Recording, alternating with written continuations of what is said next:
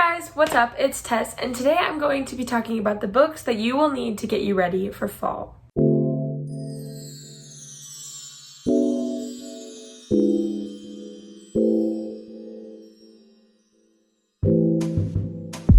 So whether you like to read fantasy, romance, thrillers, if you're in the mood for fall when you watch football, if you're in the mood for fall when there's like Halloween stuff, whatever your cup of tea is, there's going to be a book in this video for you. Today I'm going to be talking about the books that get me excited for fall and just give me fall vibes in general. I have a couple romance novels, a couple books pertaining to the school aspect of fall, a couple scary books and thrillers, and then I have a fantasy book and a dark academia book thrown in there because if anybody knows me, I love dark academia and I think it just screams fall. So the first book I'm going to be talking about today is A Curse So Dark and Lonely, or just the Cursebreaker series in general, but specifically the first book in the series. A Curse So Dark and Lonely is a Beauty and the Beast retelling with a very interesting spin, which is that Prince Ren is cursed into having to fall in love every season. Like he goes through different seasons of the year, and if he doesn't fall in love by the end of the season, he turns into a giant beast, which is like murderous and super scary. But the reason it's a little bit different than Beauty and the Beast is because he has a partner named Gray, whose job it is to go to what would be considered like the modern world or a different dimension in this book, and kidnap a girl from there and try to force her to fall in love with him. Prince Ren throughout the season is just like a normal prince and just looks like a prince, but in the end, obviously, if he doesn't fall in love, he turns into a very scary big beast. I really enjoyed this book. It gave me very, very fall vibes. I think anything in this like medieval time period or just like medieval aesthetic gives me very fall vibes, just like the stone buildings and the trees everywhere, and just like it's just how I pictured it. If this cover doesn't scream fall to you, I don't know what will. I'm pretty sure that the season that they go through is fall and everywhere else it's summer, or on the actual grounds of the castle it's summer and everything else is fall, but this book does take place some point in some location in the fall. It just gives me very Princess in the Fall Renaissance Festival vibes. So if that is something that you're looking for, A Curse So Dark and Lonely is a great fantasy book for you. And if you're trying to get into fantasy but you love to read romance, that's why I loved the fact that it was a Beauty and the Beast retelling, because that makes you know that romance is going to be a main plot point. They are at war and there are a little bit of talks of politics further into the second book. The first book is mainly focused on Princess Harper and Princess Ren's relationship. So if you're interested in getting into fantasy and you love romance and you love the fall, I would definitely recommend A Curse So Dark and Lonely and the Cursebreaker series. The next book I'm going to be talking about is The Upside of Falling. The Upside of Falling is a very short YA contemporary romance about a boy named Brett and a girl named Becca who fake date. So if you love the fake dating trope, it's definitely right up your alley. I really felt like this book represented fall for me because I'm a very big football fan, and the first sign of fall means it's almost football season, or in my case, since I'm in college now, it is already football season. Brett is like the star quarterback, and Becca is this very nerdy book reading girl, and they're fake dating. I don't want to spoil why they're fake dating, but they are fake dating, and it just gives me very fall vibes because anybody knows if you love reading books, you love the fall.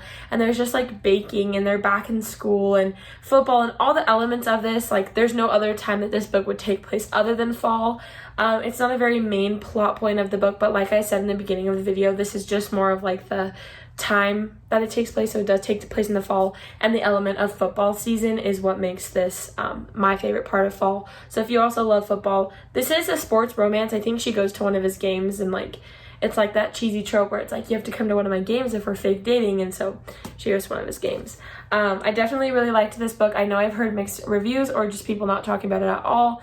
It is a Wattpad book that was published, but I think sometimes Wattpad has the best books. Like if I found out one of my favorite Wattpad books got published, I would read it in a heartbeat because it was really good. So I definitely recommend The Upside of Falling. If you're like in a reading slump and need something short and easy to read, definitely read The Upside of Falling. It is also in dual point of view, so if you like the trope where you get to see the boy's point of view in the love story, definitely read The Upside of Falling. I'm sure this book is going to be in everyone's fall favorites video, but it is November 9 by Colleen Hoover. Obviously, this book takes place on November 9th, which is like right in the heart and center of the fall, and so that is why I chose to talk about this book today. But also just the elements of the stuff in the book, like the fact that it's like they're having a wedding in the book, and they talk about New York City in the fall and LA in the fall, and just like Fallon and Ben to me are just such like fall people names. I don't know why. It's just the way that it is. But I definitely recommend reading this, not necessarily to get you into the mood for fall, but if you're looking to read a romance novel that is based in the fall. I know a lot of them are based in the spring and summer. Definitely read November 9 by Colleen Hoover. I've only read 3 of Colleen's books, but this is definitely my number 1 out of the 3 that I've read.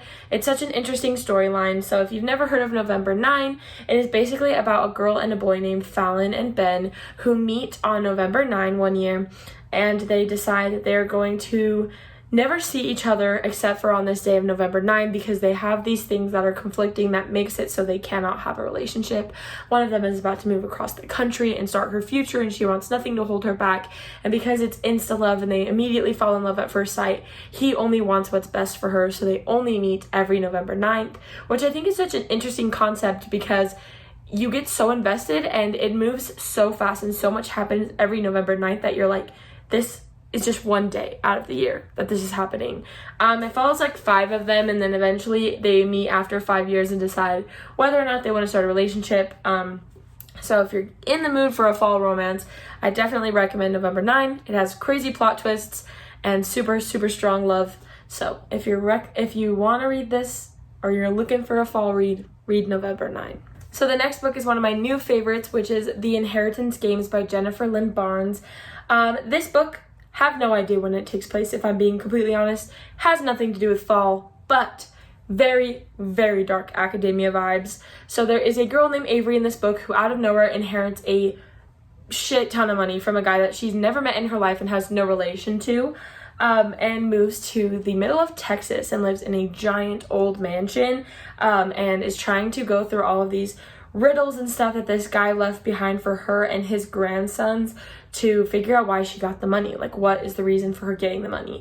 And so it's very like spooky in some parts because they're like going through this really old mansion and like these really old attic, and there's like an assassination attempt and like just a lot of scary things going on. So it's kind of like a thriller mix with just like in general just like a contemporary book. I really enjoyed this book so much. I read it in like 3 hours, and it's a pretty long book, so 3 hours is a short amount of time to read a book that's like almost 400 pages. I definitely recommend this one to death. Like if you need something that's fast paced to get you involved, I'm so excited for the second book. It comes out I think literally tomorrow or today. I'm so excited. So if you have not read The Inheritance Games and you want a dark academia vibe to get you into the fall, I definitely recommend The Inheritance Games. I can't say enough good things about it. The next book is one that I see talked about on Book Talk and like people post about it, but I've never heard them talk about it. Like it's just like in their videos, but I love this book. I have such a very special connection with this book. So it is Lost in the Neverwoods by Aiden Thomas.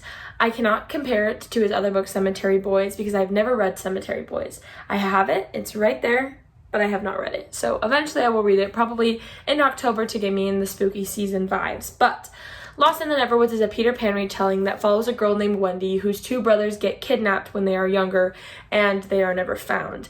All of a sudden, Peter Pan comes out of nowhere and is like, I need your help, I'm losing my magic, and I'm growing up.